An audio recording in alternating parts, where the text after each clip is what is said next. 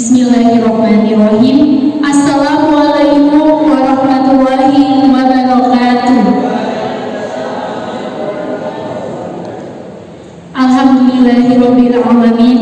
Wassalatu wassalamu ala asyrofil anbiya'i wal mursalin wa ala alihi washabihi ajmain, amma ba'du.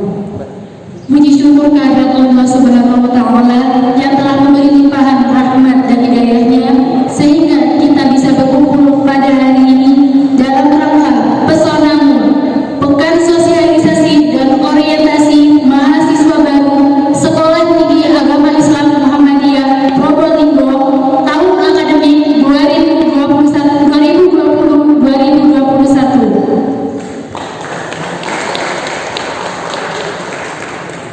Lalu pemula, salawat salam kita haturkan kepada junjungan besar Nabi Muhammad SAW yang telah mewariskan sunnahnya.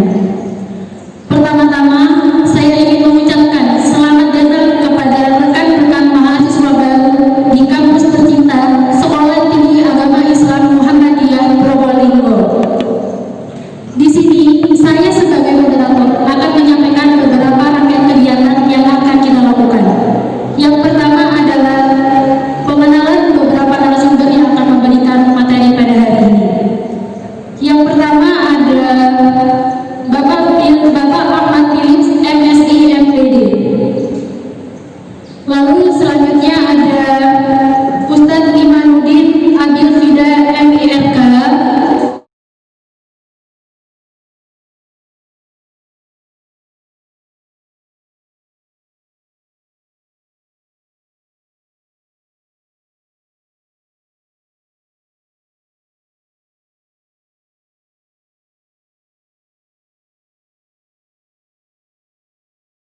Dan narasumber yang terakhir yaitu Ibu Romiati, MSI.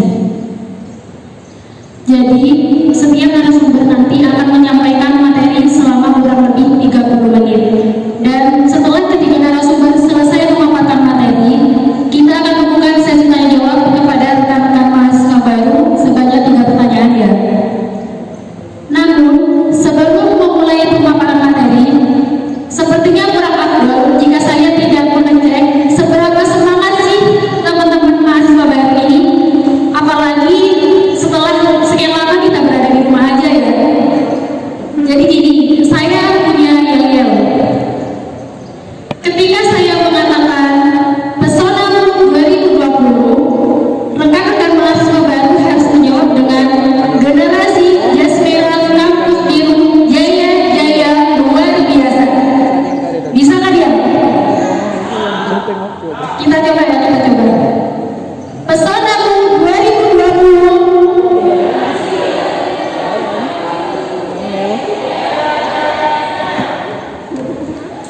Wah, terima kasih, Anda luar biasa. Tapi saya sedikit penasaran karena di sini jumlahnya sangat jauh ya antara mahasiswa baru yang laki-laki dan yang perempuan. Jadi saya ingin tahu seberapa semangatnya sih perbandingannya, meskipun yang perempuan lebih banyak, yang laki-laki lebih sedikit. Jadi saya meminta dengan setulus hati untuk tolong teman-teman mahasiswa baru laki-laki untuk berdiri.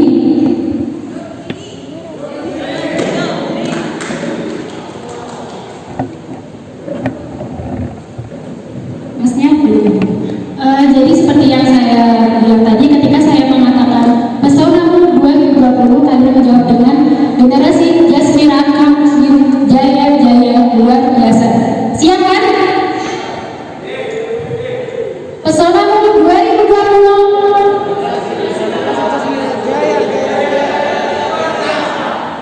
Wah, berikan tepuk tangan untuk teman-teman mahasiswa baru yang laki-laki. Sekarang ini yang jumlahnya lebih banyak yang perempuan. Pesonamu 2020.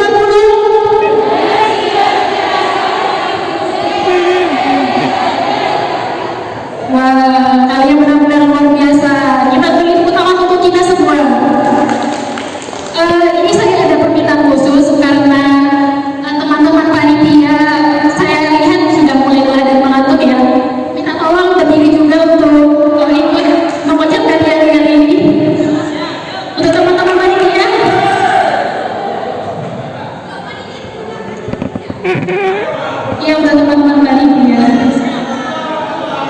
Mohon maju nang ngarep. Gimana teman-teman panitia, udah siap semuanya? Kita mulai ya. Pesonamu 2020.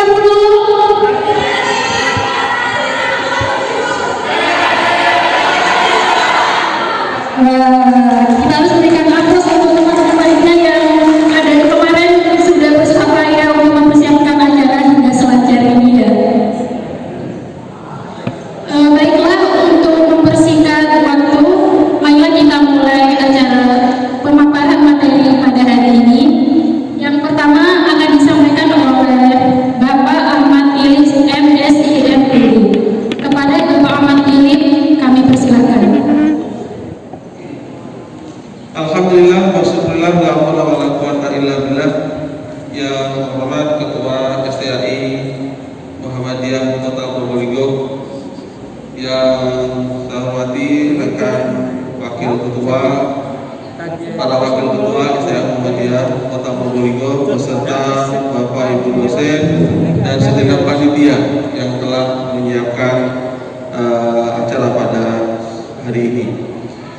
Bersyukur pada Allah, pada sore hari ini kita bisa berkumpul, bertemu, dan Allah masih melimpahkan nikmatnya pada kita sekalian sehingga kita bisa datang pada acara ini dalam rangka Pesonamu, pekan sosialisasi dan orientasi mahasiswa baru.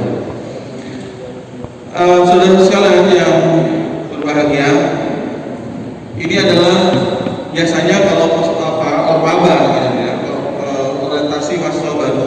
Kalau dulu di zaman reguler atau normal, pelaksanaan ini biasanya 2-3 hari. Jadi karena kondisi seperti ini, sehingga kita mampatkan waktunya sehingga kurang lebih 3-4 jam pertemuan ini. Makanya ini tadi ada 150 orang mahasiswa baru dibagi menjadi 2, pagi dan sore. Tapi nggak apa-apa, ini adalah orientasi agar minimal saudara-saudara tahu, saudara-saudara mengenal apa sih yang dimaksud dengan kemahasiswaan itu, apa yang dimaksud dengan akademik, kemudian nanti terkait dengan administrasi keuangan dan sebagainya. Saudara sekalian yang berbahagia, 30 menit di depan ini saya akan menyampaikan ini. Ini ada beberapa tayangan. Nah, apa sih sebenarnya kemahasiswaan itu? Kemahasiswaan yang dimaksud dengan mahasiswa sekolah tinggi adalah mahasiswa yang terdaftar di sekolah tinggi dan merupakan bagian dari sivitas akademika sekolah tinggi. Kemudian yang kedua, bidang kemahasiswaan merupakan bagian dari sistem pendidikan tinggi yang mencakup perencanaan, pengorganisasian, pengaturan, pengelolaan, pengendalian, dan pendanaan mahasiswa, serta evaluasi kegiatan ekstrakurikuler yang meliputi pengembangan penalaran keilmuan, bakat dan kegemaran, pengembangan minat dan bakat atau kegemaran, peningkatan kesejahteraan mahasiswa serta usaha penunjangnya. Saudara sekalian, di kemahasiswaan itu ada 3 hal yang perlu kita garis bawahi, yaitu penalaran, bidang penalaran, kemudian bakat dan minat, kemudian yang satu yang terakhir adalah kesejahteraan mahasiswa. Untuk penalaran kampus, ya, di kampus, apakah itu diadakan oleh pihak kampus ataupun nanti oleh mahasiswa yang di bawah naungan BEM ataupun IMM ataupun UKM yang lain di bidang penalaran, biasanya mengadakan seminar-seminar, diskusi-diskusi, stadium general, itu adalah bidang penalaran. Untuk apa? Untuk mengasah keilmuan yang mungkin sesuai dengan prodi masing-masing atau keilmuan secara umum. Ini bidang penalaran. Jadi nanti kalau ada kegiatan-kegiatan itu, sebaiknya dan alangkah baiknya memang harus diikuti oleh semua mahasiswa. Mengapa? Karena jarang-jarang kita tadi disampaikan oleh Pak Ketua bahwa Anda harus banyak membaca. Nah, untuk yang namanya membaca ini kan susah. 5 menit saja sudah kadang ngantuk. Tapi kalau baca WA 2 jam kuat, YouTubean 2 jam kuat, tapi baca buku teks atau apalah ya, 10 menit kadang bosan. Ya. Nah, dengan seminar itu mungkin akan membedah buku atau tentang keilmuan apapun, di situ adalah kesempatan. Kalau Anda membaca sendiri buku yang ditawarkan oleh narasumber, itu mungkin enggak, seperti tadi sampaikan. Tapi kalau ini kan menambah ilmu, mendengarkan itu kadang lebih nikmat sambil ngantuk-ngantuk daripada menyiapkan sendiri atau membaca sendiri. Itu di bidang penalaran. Dan ini akan menjadi suatu persyaratan bagi seluruh mahasiswa untuk semakin banyak sertifikat yang dimiliki di bidang itu, penalaran itu, maka Anda akan semakin mudah untuk mengikuti apakah itu KKN-BPL sebagai persyaratan atau ketika nanti mau mengajukan proposal untuk penelitian. Nah, dari situ bisa jadi suatu persyaratan yang sudah diberlakukan oleh beberapa semester yang sebelumnya. Nah, nanti ke depan juga akan seperti itu. Artinya apa? Supaya kalian lebih aktif, supaya kalian lebih banyak asupan ilmu yang tidak kita miliki atau mungkin yang belum pernah kita baca, sehingga itu penting informasi itu. Kemudian yang kedua, terkait dengan pengembangan minat dan kegemaran. Di kampus ini ada unit kegiatan mahasiswa. Kalau minat saudara yang laki atau yang perempuan itu adalah futsal, nanti tapak suci atau silat, di sini ada tapak suci. Unit kegiatan mahasiswa tapak suci. Ada unit kegiatan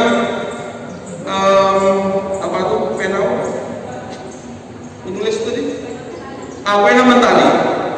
Yang suka menulis, ingin menulis jurnal, ingin menulis cerpen atau artikel apapun yang karya ilmiah itu bergabung di pena mentari. Itu UKM-nya. Kemudian ada lagi tapak suci paduan suara. Nanti akan dijelaskan oleh Bapak apa itu macam-macam itu. Paduan suara juga ada di kampus kita. Sudah ada pengurusnya, ada 3. Dulu pernah ada juga mengajukan futsal, tetapi karena situasi ini sehingga futsal kami tunda dulu sampai situasi lebih aman. Kemudian yang berikutnya adalah tentang kegemaran peningkatan kesejahteraan mahasiswa serta usaha penunjangnya. Untuk yang kesejahteraan mahasiswa ini biasanya dilakukan adalah bakti sosial. Jadi mahasiswa biasanya kegiatan BEM ataupun IMM ataupun UKM itu mengadakan bakti sosial bagi mungkin ada mahasiswa kita yang mungkin tidak mampu bisa disatu atau menyatuni di sekitarnya, atau mungkin di wilayah-wilayah yang pantas atau mungkin layak untuk kita bina atau desa binaan, sehingga nanti bisa satuan-satuan yang dikumpulkan oleh teman-teman bisa kesana. Atau utamakan dulu di lingkungan dalam, di lingkungan mahasiswa. Wah, ini kayaknya ada mahasiswa yang pintar kuliah di sini, tapi kayaknya kok ini kurang mampu, itu bisa.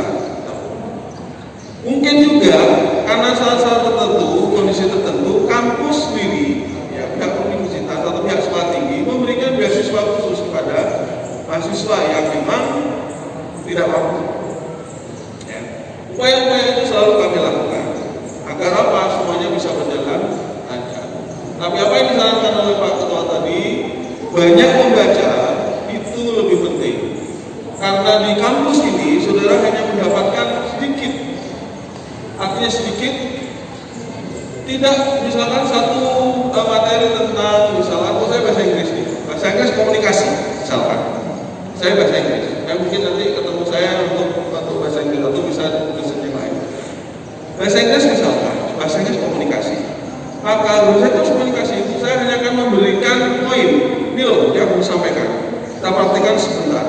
Pengembangannya Anda bisa mengembangkan sendiri dengan apakah googling atau bagaimana praktek sendiri dan sebagainya. Kami akan memberikan caranya, bagaimana menyampaikan salam, bagaimana menyampaikan dialog, bagaimana menutup dialog dalam bahasa Inggris. Itu contoh. Terus bagaimana dengan mata kuliah yang lain? Mata kuliah yang lain pun sama. Jadi akan memberikan poin-poin bahwa ini loh penjelasan tentang buku ini, atau mungkin dalam bentuk kemudian dibentukkan soal. Kemudian Anda juga mencari tidak hanya dari suatu sumber, tapi bisa dari berbagai sumber. Nah, ini yang tugas saudara nanti sebagai mahasiswa, dan jangan malu untuk bertanya. Ya, jangan malu untuk bertanya. Bertanya itu apa lebih baik daripada kemudian diam dan ngawur. Kalau bertanya, kemudian kita nggak ngerti bertanya, kemudian yang ditanya menjawab dan itu memang benar, nah, itu lebih baik. Ya, supaya tidak tersesat di jalan. Naik mas. Kemudian berikut, juga kode etik. Dalam kelas kode etik mahasiswa, kode etik mas, kode etik. Ya cukup. Dalam melaksanakan pengembangan pribadi mahasiswa, baik itu berbentuk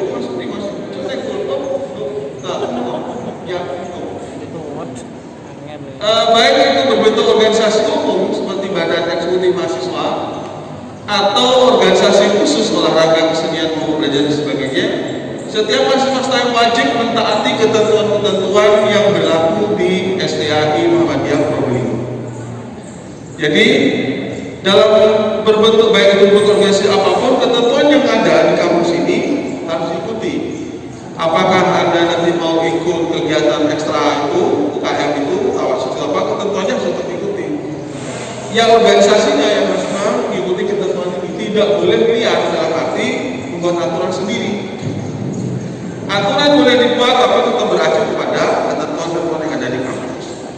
Kemudian yang kedua, hal ini tetap dipedomani oleh setiap mahasiswa STAI agar dalam menjalankan kegiatan kemahasiswaannya tetap mengacu pada landasan atau kebijakan STAI. Adapun ketentuan umum tersebut sebagai berikut: patuh dan taat pada Pancasila, beriman dan bertakwa, memiliki tulis ini.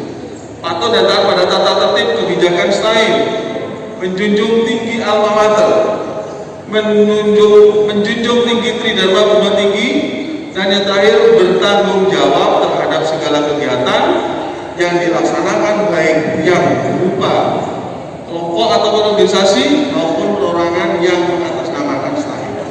Saya ingin menggarisbawahi dua: menjunjung tinggi alma mater. Sekarang Anda saudara masih calon mahasiswa. Selepas dari ini ditutup, Anda sudah menjadi mahasiswa STAI. Dimanapun Anda berada, jaket merah yang Anda gunakan itu, yang Anda pakai itu, itulah alma mater Anda. Dari manapun saudara berasal, ya, dari manapun saudara berasal, alma mater tetap harus dijunjung tinggi, harus dijaga.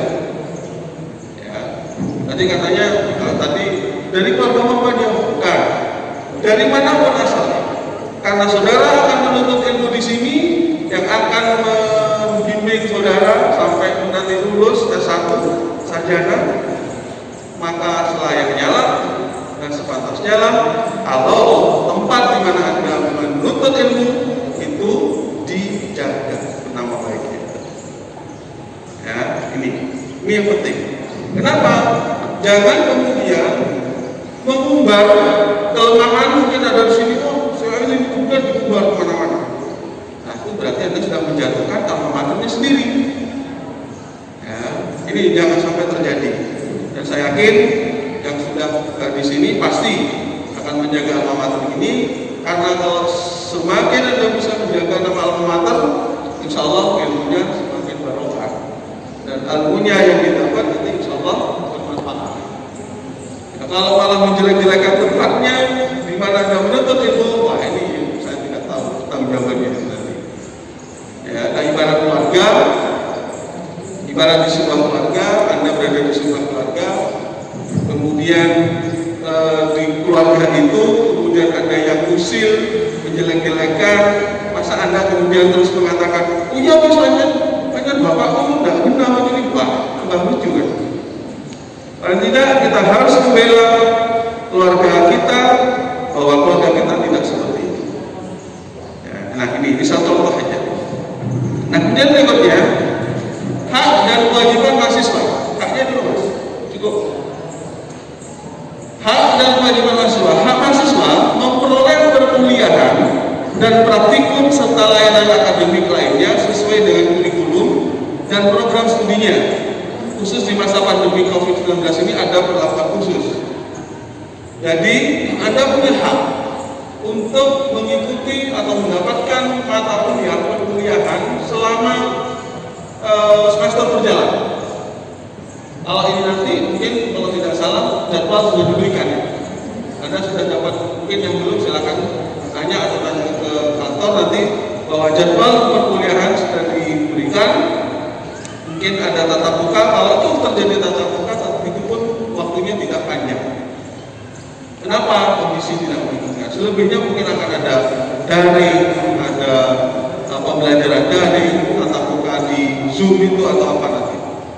Sehingga ini Anda dituntut juga selain untuk memperkaya ilmunya sendiri dan membaca dengan sumber-sumber yang lain, Anda juga bisa bertanya pada dosen atau pengajar yang ada. Kemudian praktikum, Anda juga akan mendapat praktikum bagi yang SHI, yang hukum Islam. Itu nanti akan ada praktek peradilan agama. Bagaimana kalau Anda jadi hakim, kemudian jadi pengacaranya, kemudian bagaimana menyelesaikan perkara itu di peradilan. Nah, itu ada praktikumnya. Jadi praktikum jangan diartikan hanya di lab aja, lab komputer atau di lab IPA atau begini. Tapi praktikum itu ya seperti itu. Mungkin juga praktek mengajar. Ketika ada mata kuliah pembelajaran, Anda diminta untuk praktek mengajar. Coba kalau Anda mengajarkan ini, bagaimana cara Anda mengajar?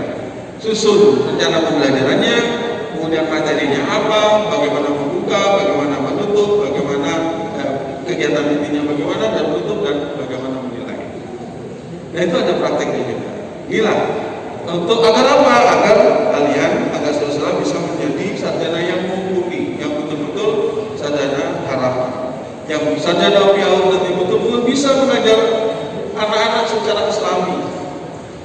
Ya, kalau piaul itu biasanya yang sekarang dan sudah umum, saya suruhana ahadukum qa'iman, makanlah dan minumlah sambil jangan sambil duduk. Nah, minumlah dan makan sambil duduk. Kan ini sudah biasa untuk anak-anak kecil kita sekarang yang TK-TK. Ya kan, yang mungkin sudah akan jadi PAUD. Nah, itu contoh kecil. Kalau yang itu sudah ditanamkan kepada anak-anak dari ilmu yang sudah Anda dapatkan, itu akan mengalir terus pahalanya, katanya begitu, katanya Ustaz Imanuddin. Mas, ikut Mas. Yang nomor 2, memanfaatkan sarana akademik dan fasilitas kampus yang ada di STAIM guna kelancaran proses belajar mengajar dan kaji ilmu sesuai dengan peraturan yang berlaku. Ada perpustakaan. Ya. Silakan dipinjam bukunya, dibaca. Dan ada proses lain. Dan berikut, mendapat bimbingan dari dosen yang bertanggung jawab atas program studi yang diikutinya, memperoleh layanan informasi yang benar berkaitan dengan program studi yang diikuti dari hasil pelajarannya, menyelesaikan studi lebih awal dari jadwal yang ditetapkan dan sesuai dengan persyaratan yang berlaku. Yang terakhir, yang keenam, memperoleh beasiswa bagi mahasiswa yang memenuhi syarat sesuai dengan jenis beasiswa yang dikeluarkan bila ada. Nah, untuk yang ketiga, Anda berhak mendapatkan bimbingan dari dosen, baik mata kuliah yang Anda ikuti, khususnya mata kuliah yang Anda ikuti, baik itu pada saat pembelajaran, ya, kuliah berlangsung, ataupun pada saat pembimbingan skripsi, atau mungkin pembimbingan dalam membuat makalah. Pak, ini bagaimana Pak? Saya kok tidak bisa. Silahkan Anda berhak untuk bertanya, meminta bimbingan terkait itu. Bapak Ibu dosen di sini siap untuk membantu. Asalkan tepat waktunya. Harus janjian dulu. Ya, jangan kemudian kucuk-kucuk jam 12 malam WA, Pak, Bu, mohon maaf ini mau nanya. Bila nggak dibalas terus nanti ngomong, apa nggak direspon? Harus tepat. Pak, Bu, mohon maaf bisa mengganggu sebentar, Pak mau nanya. Kalau dijawab, silakan. Jangan sekarang, nanti jam sekian nanti sudah ada janji. Sehingga semuanya berjalan lancar dan tidak ada suudon. Ya, kalau sudah ada suudon nanti repot. Kemudian menyelesaikan studi dari awal, lebih awal. Anda berhak dan boleh, misalkan kuliahnya ada 3 tahun, mau menyelesaikan dalam waktu 3 tahun boleh, asalkan bisa sesuai dengan ketentuannya. 2 tahun bisa, 4 tahun pas, bagus. Ya, kalau mau lebih awal, paling tidak 5 tahun boleh, 6 tahun, 12 semester boleh, 14 semester boleh, lebih dari 12 semester Anda akan dipecat dari kampus. Jadi di DO, istilah DO, drop out. Jadi syarat maksimal itu 14 semester. 7 juta sudah mentok. Tapi saya yakin dengan wajah-wajah yang luar biasa ini, baik yang cowok ataupun yang cewek, kayaknya 4 tahun selesai. 4 tahun selesai. Dengan dosen-dosen yang muda-muda, Anda lihat tadi, ini kebetulan banyak yang juga keluar. Dosen muda-muda saya kira bisa. Tergantung bagi beres apa Anda bisa mengikuti perkuliahannya dan mau menambah. Kemudian bimbingan konseling, Anda juga boleh atau bisa curhat atau kalau ada masalah untuk konsultasi. Di kampus ada ahli, ada pakar psikologi, psikolog juga, Bu Aris dan Pak siapa, ada 2. Ya, nah Anda boleh, misalkan Pak saya kok sulit tidur ya, kalau malam ini gimana Bu? Terus tanya masalahnya, habis putus ya sama pacarnya ya, habis ya tukaran ya sama ini, nah mungkin nanti akan diberi solusi-solusi. Kenapa saya kuliah kok males?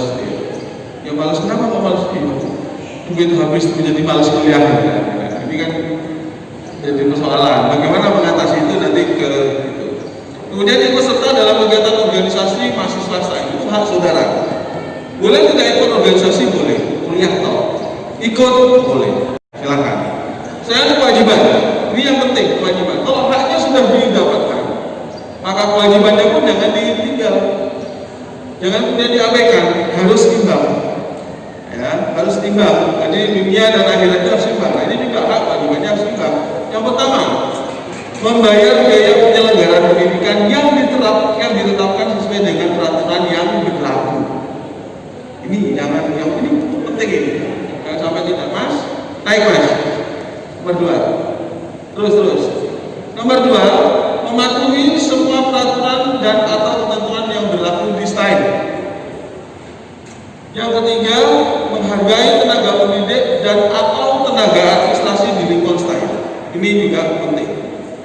Siapapun ataukah umurnya samakah dengan Anda dan saudara, ataukah mungkin ada dosen mungkin di sini yang lebih muda dari saudara, Anda tetap harus menghargai karena posisinya, bukan karena individunya.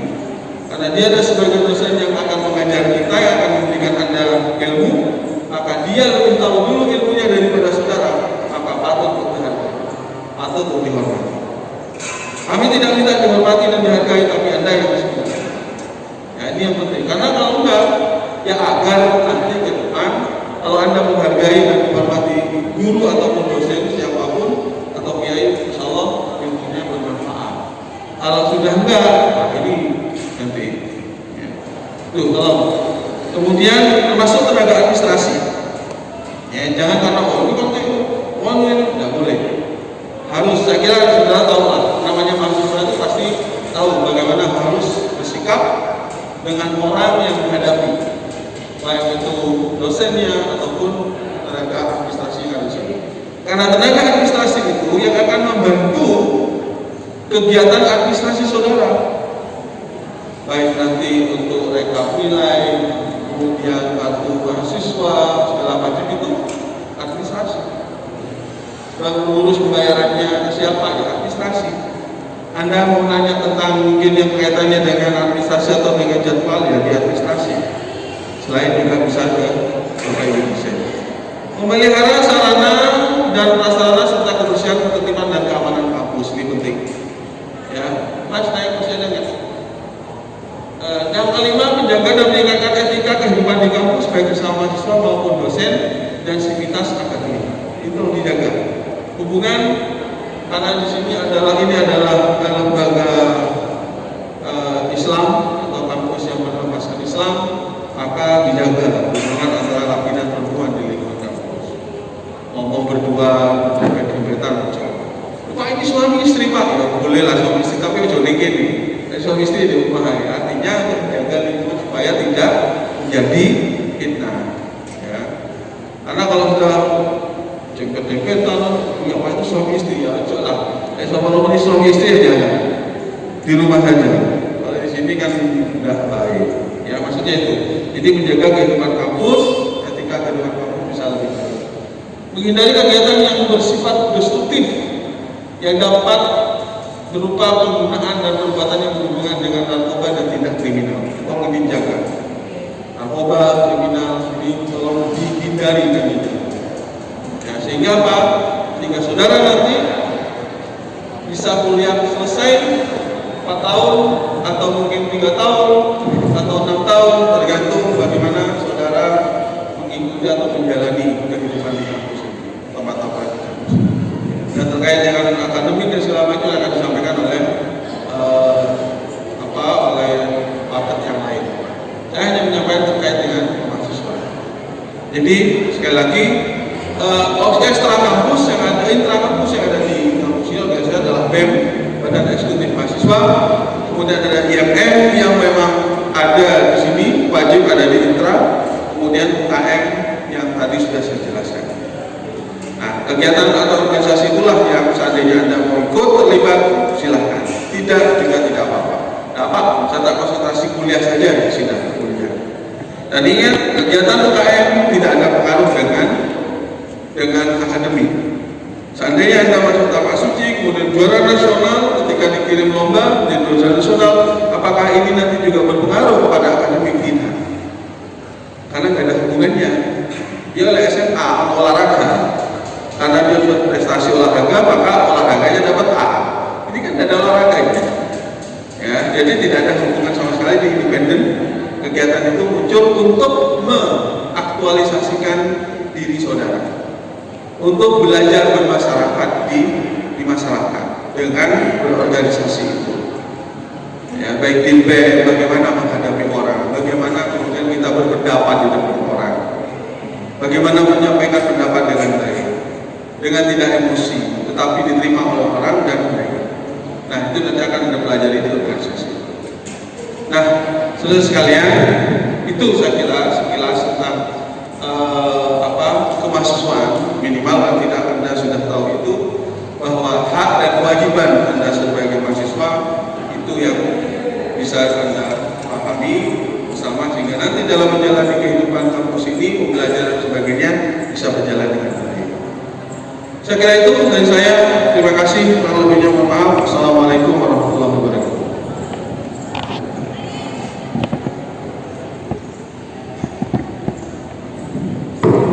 Terima kasih kepada Bapak Philip atas pemaparan materinya. Untuk rekan-rekan mahasiswa baru, jika memiliki pertanyaan, mohon untuk disimpan terlebih dahulu ya. Nanti silakan ditanyakan ketika sesi tanya jawab.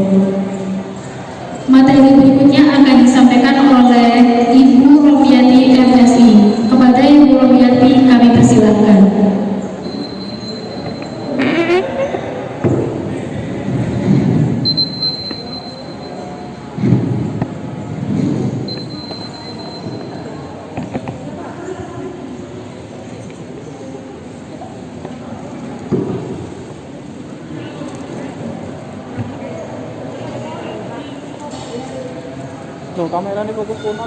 Bismillahirrahmanirrahim. Assalamualaikum warahmatullahi wabarakatuh.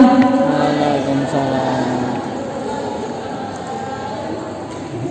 Yang kami hormati para wakil ketua Sekolah Tinggi Agama Islam Muhammadiyah Probolinggo, Bapak Ibu dosen beserta tenaga administrasi, panitia yang luar biasa, terima kasih, serta mahasiswa-mahasiswi baru Sekolah Tinggi Ilmu Tarbiyah Sekolah Tinggi Agama Islam Muhammadiyah Probolinggo. Sebelum saya memulai untuk memberikan penjelasan tentang administrasi keuangan, saya supaya tidak ngantuk. Tolong disetelkan ulang lagu Sang Surya. Gimana kalau kita nyanyi Sang Surya? Bersedia? Suaranya kurang pas. Bersedia? Bersedia? Yang jawab bersedia? Iya, suaranya baru keluar. Ya, monggo.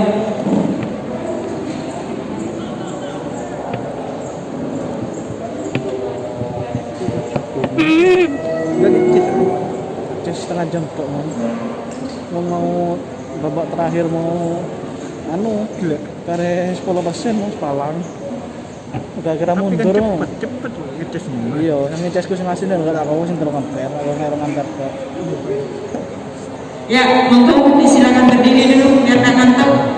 Yang angop-angop supaya tidak angop. nyanyi dulu Hanya tinggal 2 materi lagi. Saya sesi ketiga, habis ini terakhir dari Pak Udin, kemudian dari panitia.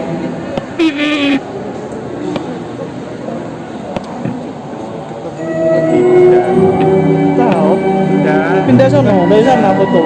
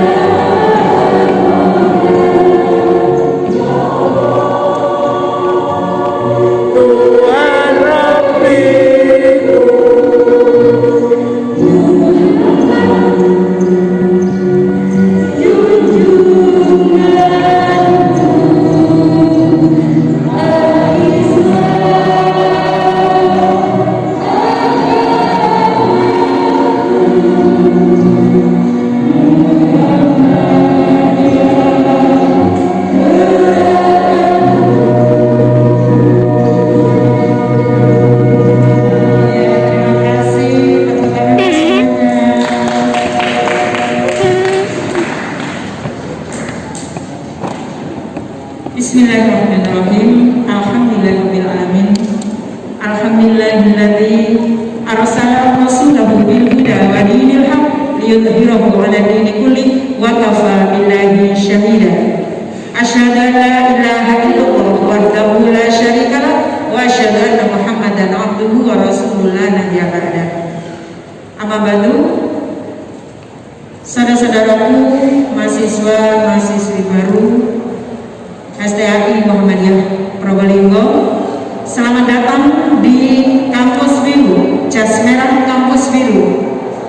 Kalian keren sekali dengan pakaian jas merah. Yang perempuan cantik-cantik, yang laki-laki ganteng-ganteng. Cuman yang laki kok lemes ya, karena sedikit ya, nggak apa-apa sedikit, harus semangat gitu. Hari ini kita bersyukur kepada Allah Subhanahu wa Ta'ala dengan syukur yang sedalam-dalamnya. Tentunya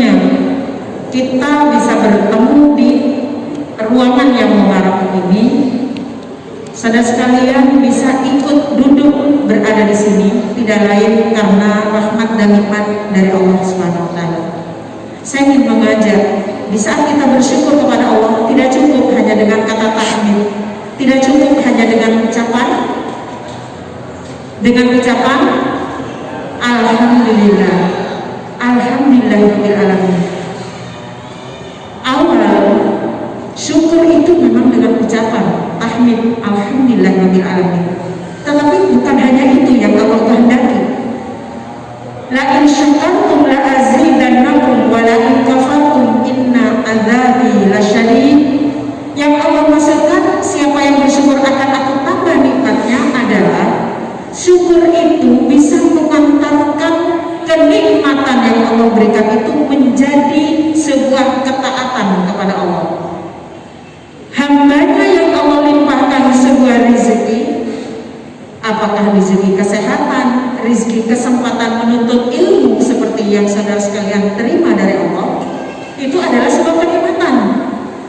Karena kenyataannya banyak di luar sana yang ingin kuliah tapi tidak bisa kuliah dengan berbagai macam alasan. Maka fabi ayyi ala'i rabbikuma tukadziban. Nikmat Allah yang mana yang engkau dustakan wahai manusia?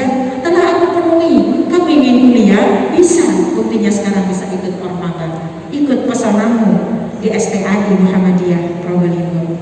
Maka syukur itu namanya sebuah kenikmatan. Lantas kenikmatan yang bagaimana yang Allah harapkan? Yaitu kenikmatan yang bisa mengantarkan ketaatan. Arahkan semua yang Allah berikan itu untuk senantiasa taat kepada Allah Subhanahu wa taala. Baru la azidannakum, Allah akan tambah nikmatnya. Nikmat yang lain, nikmat yang lain, dan nikmat yang lain insya Allah akan mengikuti. Nah, hadirin semuanya, saudara-saudaraku mahasiswa baru, maka kami mengucapkan selamat datang di tempat ini, selamat bergabung bersama kami kampus STAI Muhammadiyah Probolinggo. Semoga dengan semangat yang luar biasa kalian masuk dengan semangat dan nanti keluar dari sini dengan husnul khotimah. Amin ya rabbal alamin. Itu harapan kami. Maka pada kesempatan kali ini mari kita ikuti tentang materi peraturan administrasi kampus. Ya, silakan Mas. Kami mengajak untuk pertama menyimak perkataan Ali bin Abi Thalib yang juga disampaikan oleh Imam Syafi'i. Ya, hafal insyaallah, hafal insyaallah, hafal insyaallah, hafal ya, hafal semoga ya. Wa qala Syafi'i rahimahullah, ahlilan tanalul ilma illa bisittati daka'u sa'ummi ka'am majmu'iha bayan. Ada yang begitu,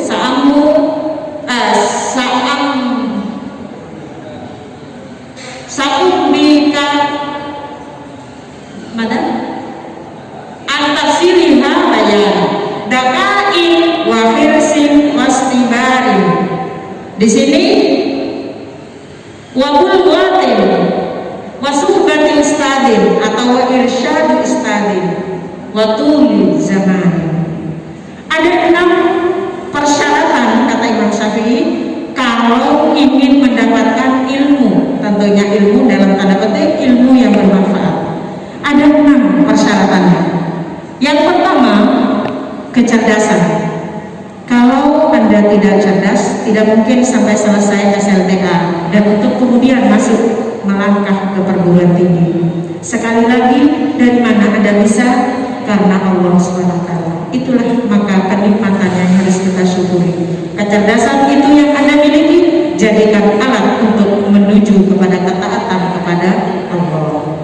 Yang kedua, wahirsin, ketamakan, maknanya tamak kepada ilmu, rakus kepada ilmu untuk senantiasa menambah ilmu. Kenapa? Karena hanya dengan ilmu kita bisa sukses dunia, dengan ilmu kita bisa sukses akhirat, dengan ilmu pula kita bisa sukses dunia dan akhirat. Selain ilmu itu memang wajib, dan selain ilmu itu harus kita cari, kita tuntut seumur hidup. long life education.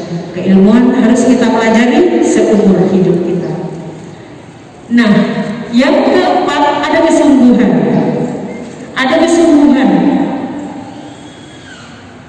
Hanya kesungguhan yang bisa mengantarkan kita bisa selesai tepat waktu. Nanti oleh Ustaz Muhammadin akan disampaikan berapa sih idealnya kita bisa selesai S1 dan sampai berapa semester bisa kita menempuh, yang artinya diperbolehkan, sampai berapa semester pula kemudian kita tidak boleh lagi menambah. Itu nanti akan disampaikan di bidang akademik. Kemudian yang berikutnya, bulgor, harta, uang itu menjadi persyaratan. Di sini yang kami akan tekankan bahwa dalam administrasi keuangan juga menjadi penting. Ya, kecerdasan iya, kesungguhan iya, tetapi uang juga menjadi persyaratan. Bagaimana kemudian kalau tidak ada uang, bayar di STHI itu loh murah. Saya katakan murah. Ya, 12 juta selesai S1. Ya. Saya kebetulan ada di Aisyah, yang di bawahnya juga ada TK Aisyah Mustahil Atfal. Masih lebih mahal TK loh. Betul ini. Ya, di TK mau masuknya itu 4 juta. TK Abah 1 itu segitu. Nah, di sini loh murah. Tinggal masalah bagaimana kesungguhannya. Kami berharap sesungguhnya murah itu bisa menjadi mahal di saat penjenengan nunggak. Semester 1 nunggak, tapi nanti nggak bisa ikut UASnya. Tidak apa-apa, bukan masih boleh nanti melebihi semesternya. Oke, nggak apa-apa. Tetapi yang jelas nanti ada pencekalan. Di saat akan disampaikan nanti berikutnya, di saat waktunya UAS, ujian akhir semester, kemudian nggak selesai, maka akan dicekal untuk tidak bisa ikut UAS. Penjem nggak mempermudah penjenengan supaya tunggakannya tidak banyak, dari mahal menjaga dari murah menjadi gara-gara. Ya, kita gara-gara enggak. Maka kita membantu saudara sekalian tidak enggak banyak, enggak mahal. Itu harapan kita. Oke, berikutnya bergaul dengan Ustaz, dan yang terakhir itu zaman butuh waktu. Ya, next. Nah, pembayaran di kampus kita ini tidak dengan cash, tidak datang ke kampus bawa uang, tetapi lewat bank. Boleh transfer, boleh datang langsung ke bank. Caranya bagaimana? Pembayaran administrasi kampus, pertama datang ke bank. Bank yang direkom oleh kampus adalah Bank Mandiri. Bank Mandiri. Datang ke sana untuk kemudian konfirmasi ke DAK, datang ke sana untuk mengisi data, minta sampaikan ke dalamnya bahwa saya mahasiswa STHI akan membayar keuangan kampus. Kemudian isi slip di sana.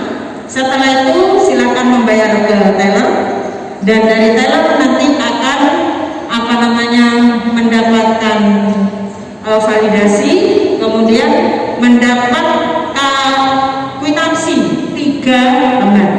Satu untuk semuanya warnanya putih, yang satu akan diambil oleh bank, yang dua akan diberikan kepada saudara sekalian. Satu untuk arsip penjenengan, satu silakan berikan ke kampus untuk ditukar dengan kwitansi kampus. Kwitansi itu tidak dihilangkan sampai dengan diwisuda. Hilang kwitansi identik dengan hilang uang. Kenapa? Khawatir kemudian hari ada pengecekan, bukti pembayaran itu harus ada. Gitu ya? Jadi pembayarannya ke bank. Itu kemudian yang harus dilakukan di saat pembayaran, mulai dari pembayaran awal sampai dengan akhir selalu lewat bank. Nanti nomor rekening insya Allah sudah ada ya, untuk kemudian dibawa ke bank Mandiri. Oke, next mas. Halo. Lanjut. Ya, peraturan administrasi keuangan kampus STI Muhammadiyah Probolinggo pertama, pembayaran administrasi adalah kewajiban yang harus ditunaikan oleh setiap mahasiswa sesuai dengan aturan yang ditetapkan oleh kampus seperti tadi sudah disampaikan. Yang kedua, ketetapan mahasiswa dalam menunaikan administrasi keuangan adalah sebagai salah satu bentuk partisipasi mahasiswa untuk menjamin kemajuan kampus. Ya, jadi ada kerjasama yang baik antara mahasiswa dengan dosen dan juga dengan kampus. Satu kewajiban yang harus dilakukan. Kalau penyelenggaraan bayarnya lancar, sama dengan mengharapkan kampus ini maju. Karena bagaimanapun Anjar Basuki mau semuanya butuh dana. Dan bantu doa, insya Allah tahun depan mulai tahun depan kita akan mulai membangun kampus baru di selatan. Ya, mohon doa restunya. Maka insya Allah semoga perkuliahan di semester 2 insya Allah kalian bisa sudah menempati kampus baru. Kami semoga lancar. Oke, next. Yang ketiga, penyelesaian kewajiban administrasi akan dicek 1 bulan sebelum ujian akhir semester pada tiap semester. Ya, bahkan tidak di akhir tahun ya, bukan di akhir semester saja, di UTS, PTS, penilaian tengah semester itu juga sudah mulai dilakukan pengecekan keuangan. Kenapa? Supaya tidak berat. Jadi inginnya kalau murah biar murah, murah tidak menjadi mahal. Kenapa murah menjadi mahal? Karena enggak. Jadi supaya tidak berat. Bayarnya murah aja. Ya. Oke, yang keempat, apabila mahasiswa belum menyelesaikannya sebelum pelaksanaan ujian akhir semester, maka mahasiswa tidak diperbolehkan mengikuti UAS pada semester tersebut. Ada 2 persyaratan untuk mengikuti UAS. Yang pertama, administrasi harus selesai. Yang kedua, presensi harus terpenuhi. Nanti akan dijelaskan Pak Manudin. Itu lanjut, Mas. Oke, habis, sudah selesai. Itu yang bisa saya sampaikan. Sekali lagi, semoga Allah mudahkan semuanya bergantung niat kita masing-masing. Niat untuk membayar, kalau niat aja nggak ada, biasanya dimasukin sama Allah. Jadi makanya niat itu menjadi poin yang penting. Harus ingat bahwa kalau niat akan membayar dengan tepat waktu, insya Allah ilmunya akan menjadi ilmu yang manfaat. Itu saya kira yang bisa saya sampaikan. Mohon maaf dan terima kasih atas perhatiannya. Nasunullah fatul qorib wa basyiril mu'minin. Assalamualaikum warahmatullahi wabarakatuh.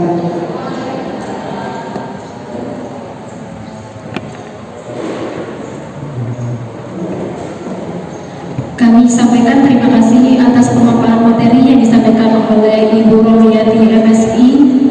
Sekali lagi saya ingatkan kepada rekan-rekan mahasiswa baru, jika kalian memiliki pertanyaan terkait dengan materi tadi, silakan disimpan terlebih dahulu, lalu nanti ditanyakan ketika sesi tanya jawab. Selanjutnya, pemaparan materi yang akan disampaikan oleh Ustadz Imanuddin Abil Fida, MIRKH. Kepada Ustadz Imanuddin, kami persilahkan. Terima kasih. Bismillahirrahmanirrahim. Assalamualaikum warahmatullahi wabarakatuh. Alhamdulillah wa syukurillah wa la hawla wa la quwwata illa billah. Amma ba'd. Rekan-rekan mahasiswa yang berbahagia, suatu hari sahabat Umar radhiyallahu anhu itu pergi ke Palestina untuk menerima penyerahan kunci Palestina dari masyarakat Palestina. Tentu Khalifah Umar berjalan bersama pengawal-pengawalnya karena beliau sebagai Amirul Mukminin. Bersama beliau juga Abu Ubaidah bin Jarrah.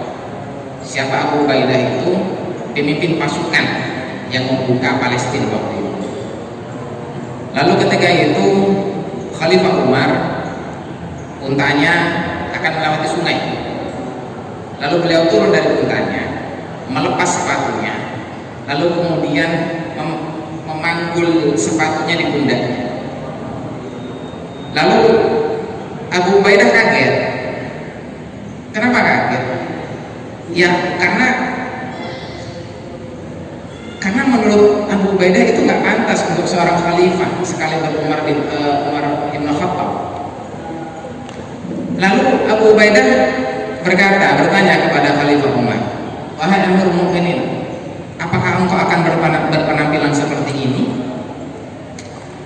Engkau memanggulkan sepatu dan menuntut untamu, padahal masyarakat atau rakyat Palestina sudah menunggu untuk menyambut engkau sebagai Amirul Mukminin.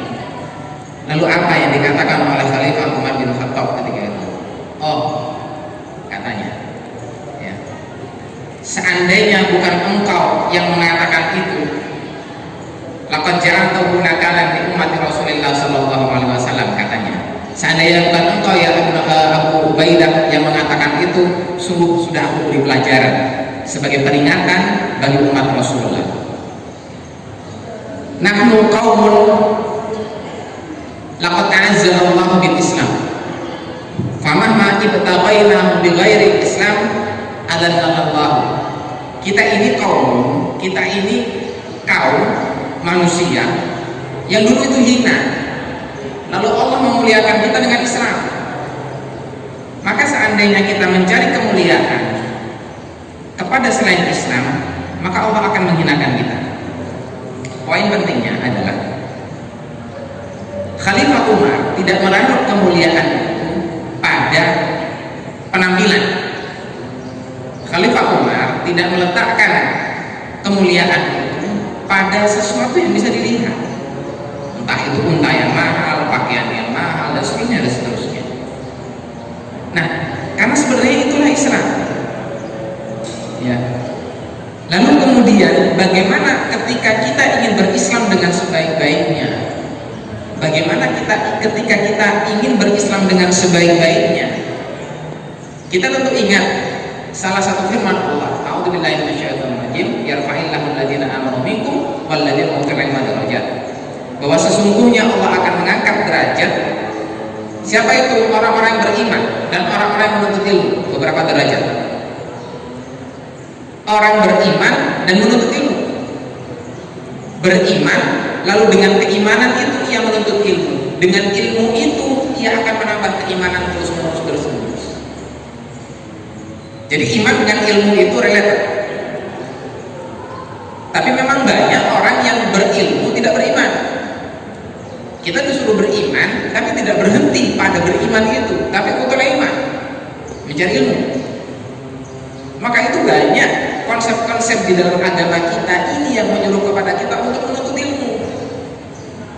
Bukan hanya sekedar mencari ijazah, bukan hanya sekedar memperoleh banyak sertifikat, tapi menuntut ilmu. Kalau kemudian kita dapat ijazah, kita dapat sertifikat, itu bonus. Tapi bukan itu yang utama. Bukan itu yang kita kejar, terus-menerus kita kejar. Tidak. Ketika kita kejar ilmu, ijazah yang baik, yang bagus akan kita dapatkan. Tapi kalau kita kejar ijazah, belum tentu ilmu itu kita dapatkan. Kan rugi. Kalau kemudian dalam mindset kita hanya mengejar ijazah, karena kita tidak akan maksimal meraih keilmuan tersebut. Tapi kalau ilmuwan itu kita mencoba untuk terus kita raih, terus kita kejar, saya yakin dan saya pastikan tanpa kemudian tentu mendahului takdir Allah, sertifikat ataupun ijazah itu akan kita dapatkan. Nah, dalam rangka itulah mari kita bersama-sama untuk berusaha terus-menerus meningkatkan keilmuan kita sebagai bagian daripada pendekatan kita kepada Allah. Nah, kawan-kawan semuanya, kampus kita ini mungkin bisa dibantu dengan slide. Di kampus kita ini ada 5 prodi, program studi. Yang paling awal adalah pendidikan agama Islam. Lalu yang kedua HKI, hukum keluarga Islam. Dulu namanya Al-Ahwal Asy-Syakhsiyah. Yang ketiga adalah pendidikan guru madrasah ibtidaiyah. Yang keempat adalah pendidikan Islam anak usia dini. Yang kelima adalah tadris matematika. semua prodi adalah sama. PIAU contohnya itu tidak hanya diperuntukkan untuk calon-calon guru RA, tapi calon guru TK juga bisa. Jadi calon guru RA itu bisa dari PIAU atau dari PAUD. Sama juga guru SD itu lulusan PGMI ataupun PGSD. Demikian juga lulusan MI bisa lulusan PGSD ataupun PGMI. Ya. HKI juga bisa akan menjadi advokat, menjadi pengacara dan seterusnya. Tinggal bagaimana kita memperkaya kualitas keilmuan kita. Ya. Tinggal kita bagaimana memperkaya kualitas keilmuan kita. Nah, Anda semuanya berada di prodi yang sudah Anda pilih. Maka kemudian dalam prodi itu ada hitungan SKS namanya, sistem kredit semester. Apa maksudnya sistem kredit semester? Jadi begini, masing-masing prodi ada sekitar 50 mata kuliah. 50 mata kuliah. Kalau di SMP atau SD itu mata pelajaran. Ya. Kalau di kita mata kuliah terbagi menjadi 3 klaster atau 3 klasifikasi. Yang pertama mata kuliah wajib umum, ada 3 mata kuliah, yaitu pendidikan Pancasila, pendidikan kewarganegaraan, dan juga bahasa Indonesia. Ini mata kuliah wajib umum yang harus diajarkan untuk seluruh jurusan di seluruh Indonesia. Ya. Mau di ITS, mau di UB, mau di UIN, Malang, Surabaya, semuanya wajib mahasiswa mendapatkan mata kuliah pendidikan Pancasila, pendidikan kewarganegaraan, dan juga bahasa Indonesia. Lalu kemudian kelas yang adalah mata kuliah wajib institusi.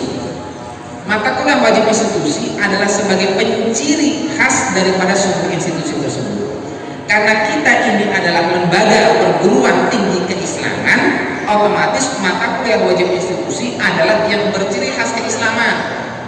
Contoh, studi Al-Quran dan studi hadis, filsafat dan ilmu kalam, filsafat Islam, Al-Islam dan Muhammadiyaan 1, 2, dan 3. Kemudian pengantar studi Islam PSI. Ada pula skripsi, ada pula KKN, kuliah kerja nyata, belajar bersama masyarakat, KKN BBM. Ada juga teknik penulisan karya ilmiah. Ada juga micro teaching bagi yang PAI. Nah, itu mata kuliah wajib institusi. Jadi semua prodi baik PAI, PGMI sampai tadris matematika akan mendapatkan mata kuliah yang saya sebutkan tadi. Nanti masing-masing kaprodi akan membagikan itu klaster mata kuliah. Lalu yang ketiga, klaster yang ketiga adalah mata kuliah wajib prodi, yang itu hanya didapatkan di prodinya masing-masing. Misalnya PAI banyak kan, salah satu contoh misalnya saya sebut desain dan pembelajaran PAI. HKI nggak akan dapat itu, apalagi tadris matematika. Ya. Kemudian filsafat pendidikan Islam, kemudian statistik pendidikan, metodologi penelitian pendidikan, itu nggak akan dapatkan selain itu di PAI.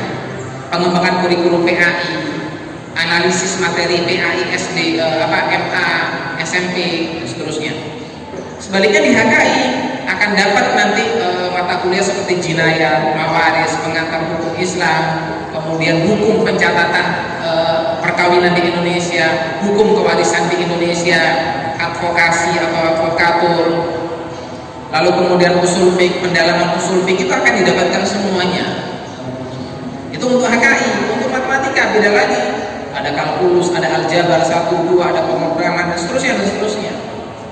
PIAU beda lagi, ada metodologi pengembangan anak usia dini atau apalah itu, ada psikologi perkembangan awal anak usia dini, itu khusus PIAU. Nah, masing-masing itu punya ciri khas yang berbeda-beda antara satu prodi dengan yang lainnya.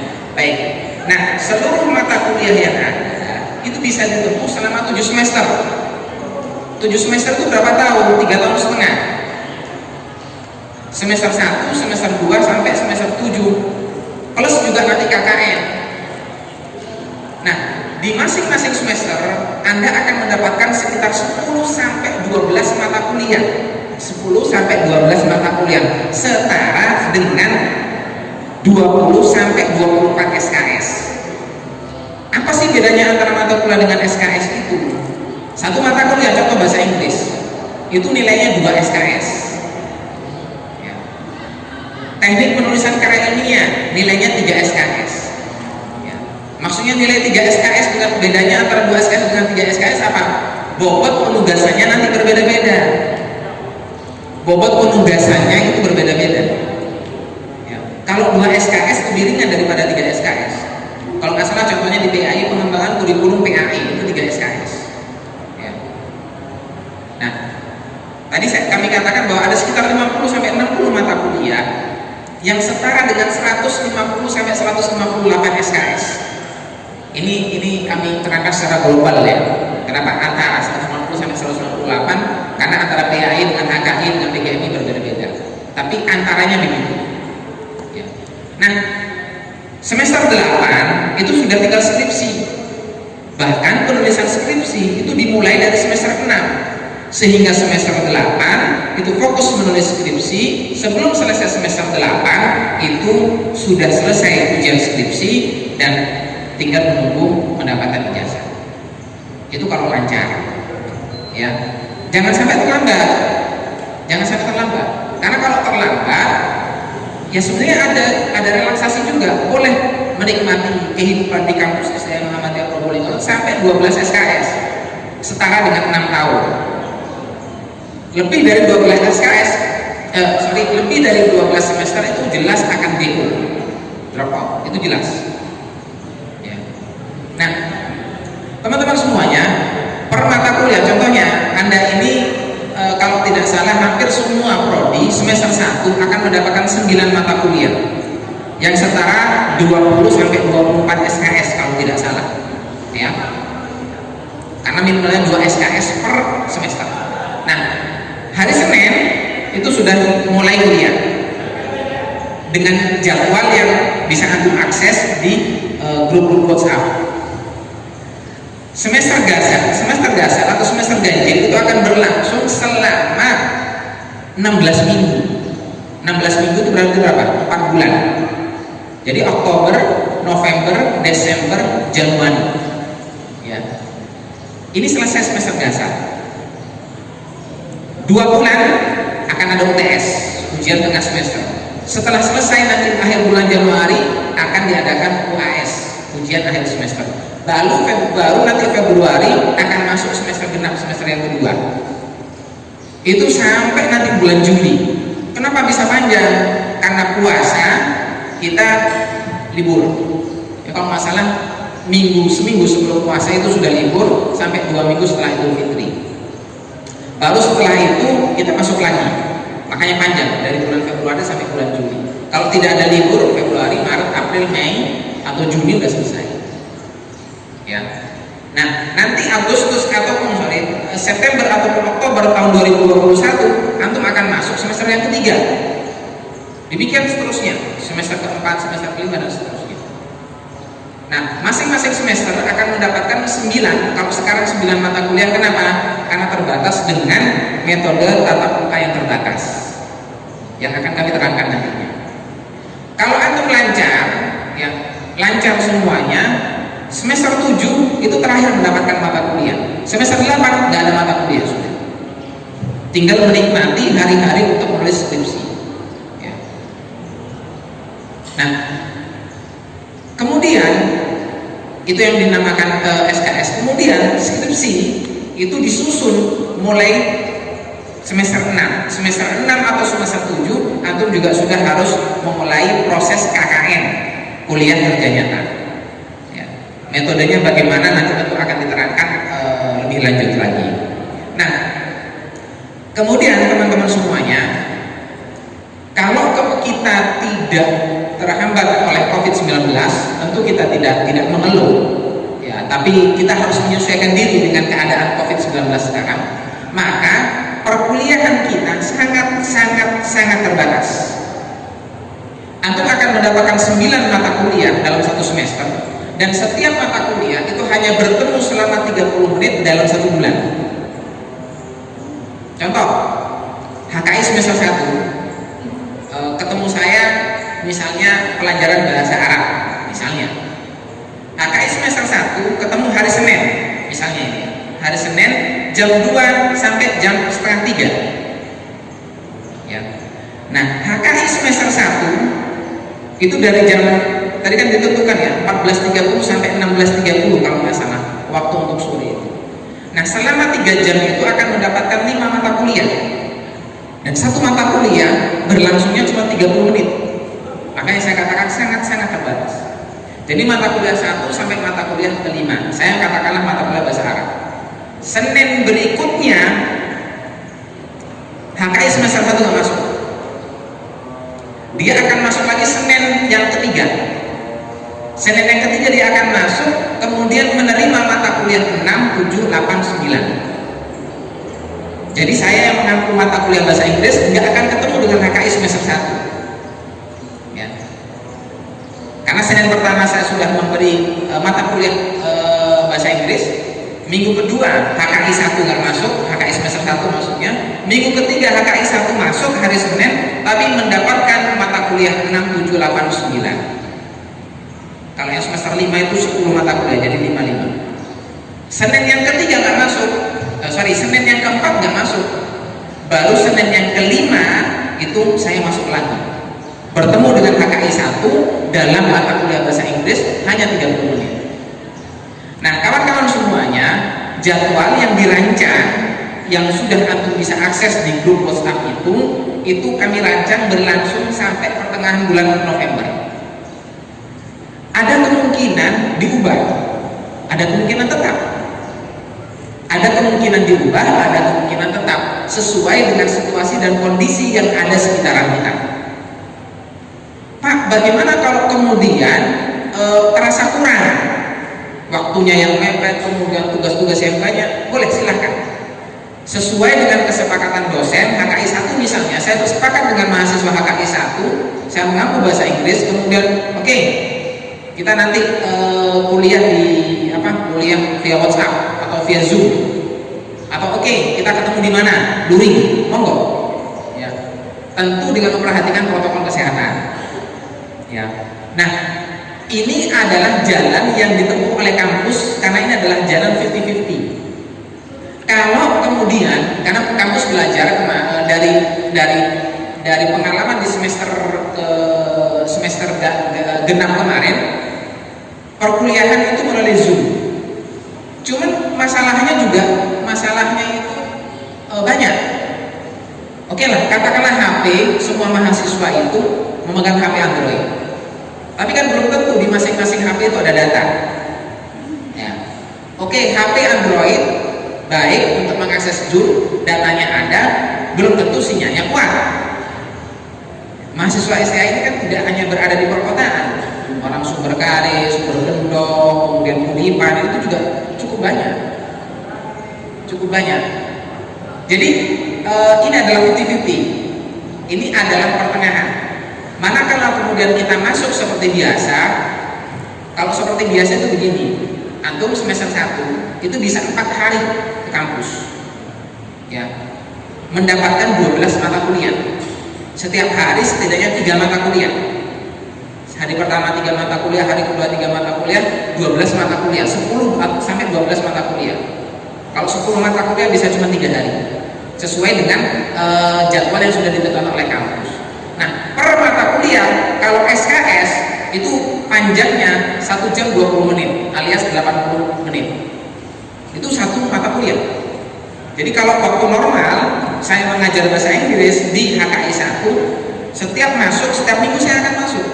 Dan setiap minggu itu saya mengaku bahasa Inggris di HKI 1 itu selama 1 jam 20 menit. Misalnya setiap hari Selasa 1 jam 20 menit, hari Selasa berikutnya masuk lagi bahasa Inggris 1 jam 20 menit, dan seterusnya sampai 16 kali pertemuan. Sampai 14 kali pertemuan. Karena 1 minggu itu untuk TS, 1 minggu untuk UAS. Ya, jadi total 16 kali tatap muka plus itunya tadi 14 kali tatap muka, 1 minggu UTS, 1 minggu UAS. Nah, karena masa pandemi kita relaksasi begitu, kita batasi begitu, maka mohon itu dipatuhi.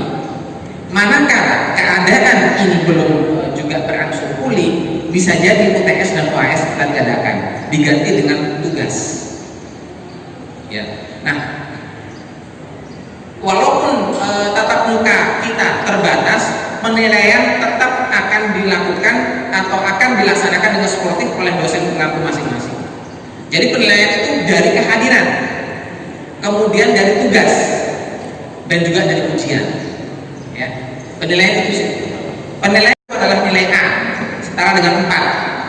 A minus bawahnya lagi B plus, bawahnya lagi B, bawahnya lagi B minus, bawahnya lagi C. Bawahnya C itu nggak lulus, D, E itu nggak lulus. Misalnya KKI 1, si mahasiswa namanya Muhammad, saya dosen pengampunya adalah bahasa Inggris, saya mengajar bahasa Inggris. Si Muhammad itu nggak pernah masuk, ngajarkan juga nggak pernah. Lalu saya sebagai dosen atau sebagai pengajar memberikan nilai D, maka si Muhammad ini ya, karena mungkin sibuk atau apa, harus mengampu atau harus mengambil mata kuliah bahasa Inggris di semester berikutnya, karena ibaratnya dia punya hutang akademik ya. Maka supaya kemudian tidak terlalu banyak hutang nantinya di belakang, tolong masing-masing dari kita ini punya kesadaran penuh untuk melaksanakan perkuliahan ya. Supaya kemudian kita semuanya ini, antum semuanya ini selesai tepat waktunya. Semester 7 itu sudah selesai, jangan sampai kemudian tidak selesai ya. Jangan sampai kemudian semester 7 masih banyak lagi mata kuliah yang belum dibayar. Bayarnya bukan dengan uang, bayarnya juga dengan kehadiran dan juga dengan melaksanakan tugas ya. Nah, kawan-kawan semuanya, yang kami harapkan adalah antum itu benar-benar punya ghirah, benar-benar punya keinginan untuk belajar, untuk menuntut ilmu. Karena kita ini tidak menjual ijazah. Kalau kita menjual ijazah, Anda nggak usah masuk. Ya. Cukup nanti UAS masuk, ikut ujian, dikasih nilai, nanti UAS masuk lagi, kasih nilai, terus nanti skripsi selesai sudah. Tapi kita ingin benar-benar menumbuhkan kecintaan terhadap keilmuan itu sendiri ya. Jadi mohon kita ini punya ghirah, punya kemudian semangat, hamasah namanya, desire itu untuk benar-benar menuntut ilmu. Karena bagaimana kemudian kita akan mendidik anak-anak kita, generasi-generasi setelah kita, kalau kualitas keilmuan kita ini rendah. Apalagi yang PIAU itu semuanya guru-guru, hampir semuanya guru ya. PGMI juga hampir semuanya guru. PAI juga mungkin nanti akan jadi guru. HKI mungkin akan jadi lawyer, mungkin jadi pengacara, mungkin juga nanti akan jadi hakim, mungkin juga nanti akan jadi panitera di pengadilan agama, mungkin juga nanti menjadi staf atau pegawai di KUA. Nah, kalau kemudian kualitas keilmuan kita ini rendah, bagaimana kita bisa melaksanakan tugas-tugas kita yang mulia tersebut dengan sebaik-baiknya? Jadi kami mohon benar-benar kita bersama-sama, bukan hanya mahasiswanya semangat, tapi dosennya juga harus penuh semangat. Nah, sebenarnya ada banyak hal yang perlu kita kupas. Ibaratnya Anda ini masuk belantara kampus yang antum sendiri belum mengenal sepenuhnya, tapi masuklah jarik walafid takun arifan. Cobalah, kemudian setelah itu perhatikan, maka engkau akan jadi tahu. Sehingga dengan demikian kita akan benar-benar menjadi mahasiswa yang berkualitas. Saya kira itu dari kami, kurang lebihnya mohon maaf yang sebesar-besarnya. Akhirul kalam, wassalamualaikum warahmatullahi wabarakatuh. Terima kasih kami sampaikan kepada Ustadz Iman atas pemaparan materinya. Menginjak sesi selanjutnya yaitu diskusi. Silakan kepada teman-teman jika ada yang ingin ditanyakan langsung berdiri. Kita membuka 2 pertanyaan, jadi 1 perempuan dan 1 laki-laki.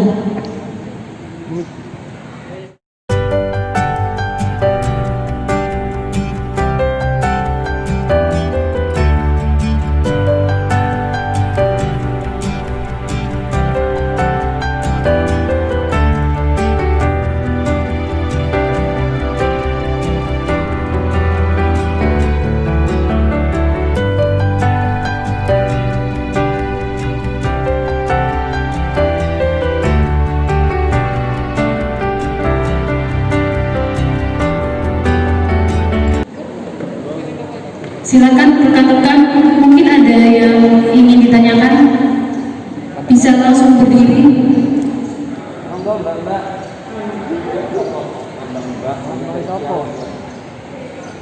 Tidak ada. Jelas kabeh kaya. Jelas ya. Tidak ada yang tanya. Berarti sudah paham semuanya dengan baik ya. Semangati dulu. Oh, Ya, semangati dulu. ternyata sudah lemas ya. Jangan lost down. Lost down. Baiklah, kita akan melakukan yel-yel sekali lagi. Masih ingat kan ketika saya mengatakan Pesonamu 2020, kalian harus menjawab generasi jas merah kampus biru jaya jaya luar biasa. Pesonamu 2020.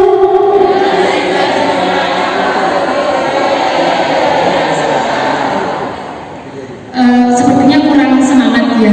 Sekali lagi ya. Pesonamu 2020.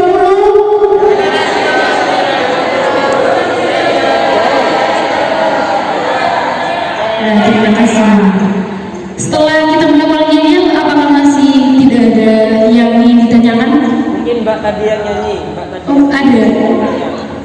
Iya, silakan mbaknya, silakan berdiri mbak. Kayaknya ada yang dipendam mau ditanyakan ini. Silakan Mbak Susana. Oh, ada dipendam, jangan dipendam mbak Susana. Wah, jadi jerawat nanti loh Mbak. Unek-unek. Kayaknya unek-unek. Yang laki-laki tidak ada.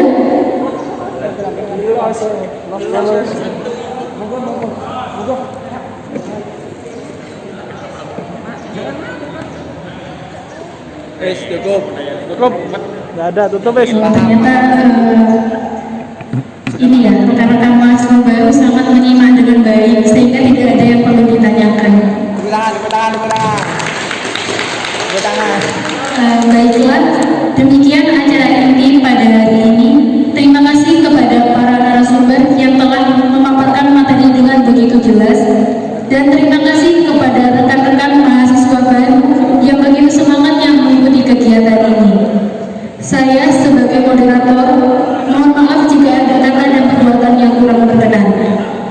Sebelum saya mengakhiri diskusi pada hari ini, izinkanlah saya menyampaikan beberapa kata-kata kepada rekan-rekan sekalian. Selamat menjadi mahasiswa baru. Saatnya kamu menjadi generasi kritis yang tetap mau belajar, bukan generasi mundur. Generasi inilah yang harus dididik dengan mimpi dan imajinasi, serta pengetahuan dan keberanian. Generasi pembelajar harus mampu menjawab tantangan zaman, sebab hidup adalah rangka